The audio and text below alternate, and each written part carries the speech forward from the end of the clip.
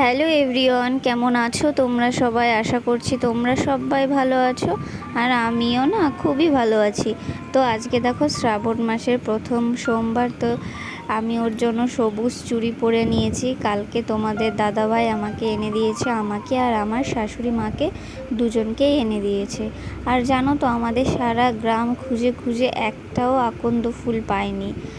মানে সারা জায়গা খোঁজা হয়েছে, গ্রামের প্রত্যেকটা কোনায় কোনায়। আর যে কটা গাছ আছে সেই গাছগুলোর থেকে সব ফুল না আগের দিনই তুলে নিয়েছে। তো এর জন্য তোমার দাদাভাই একটু আমাদের পাশেই এক জায়গা গেছিলো, সেখান থেকে ফেরার সময় তোমাদের দাদাভাই দেখেছিল যে অনেক আকন্দ ফুল, তো সেখান থেকেই নিয়ে এসেছে। তো আমি আর আমার যা দুজনে ভাগ করে নিয়েছি, প্রচুর ফুল এনেছে। তো দেখেছো এই পটলগুলোর সাইজ কত বড় বড়, তাই না বলো?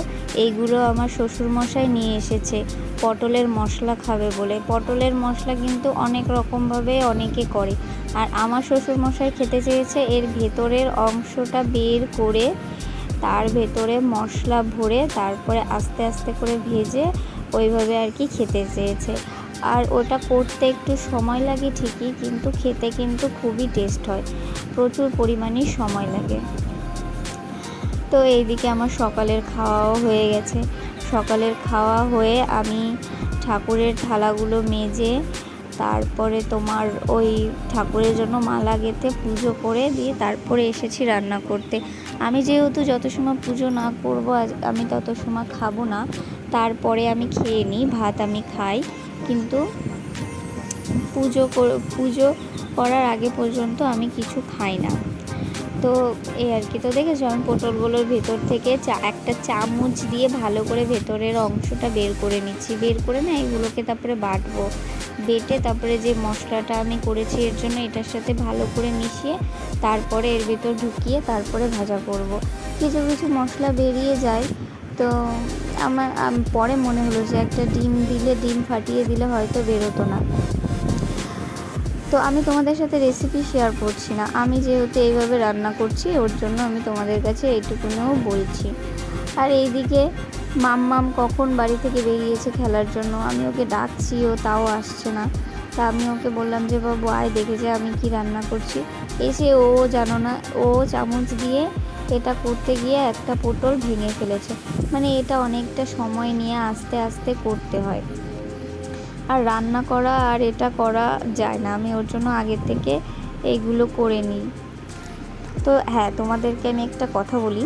তো আমাদের গ্রামের কিছু কিছু মানুষ আছে, ব্যক্তিগুলো মানে সবুজ চুড়ি কেন পরেছো, কণ্ঠে সিঁদুর কেন নাও, তাই নিয়েও তাদের জ্বালা।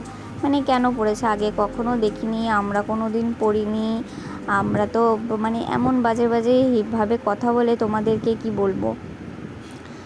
তো যারা ঠাকুরের এই জিনিসগুলো নিয়ে সমালোচনা করে তাদের যেন ঠাকুরই তাদের যা বলার ঠাকুরই তাদের বলে, তাই না বলো? ওর জন্য এইসব কথায় আমি কান দিই না, যে থাক যা খুশি ইচ্ছা বলুক।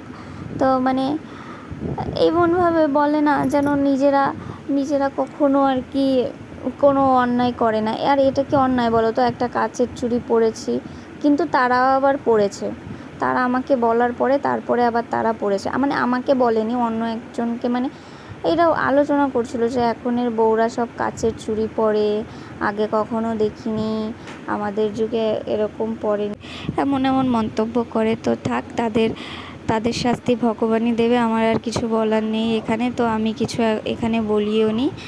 তো আর কি, এদিকে দেখো আমি গাঁটি কচুগুলো ছুলছি আর কি, গাঁটি কচুগুলো রান্না করব কি এর জন্য। তো এদিকে গাঁটি কচু দিয়ে মাছ দিয়ে একটা তরকারি রান্না করব, আর হচ্ছে গিয়ে পটলের ওই মশলা করব, আর একটু ভাজা করব। আর এদিকে দেখো গাঁটি কচু ছুলতে ছুলতে বৃষ্টি নেমে গেছে, তোমরা কি বুঝতে পারছো বৃষ্টি নেমেছে? তো চলো আজকের মতো টাটা।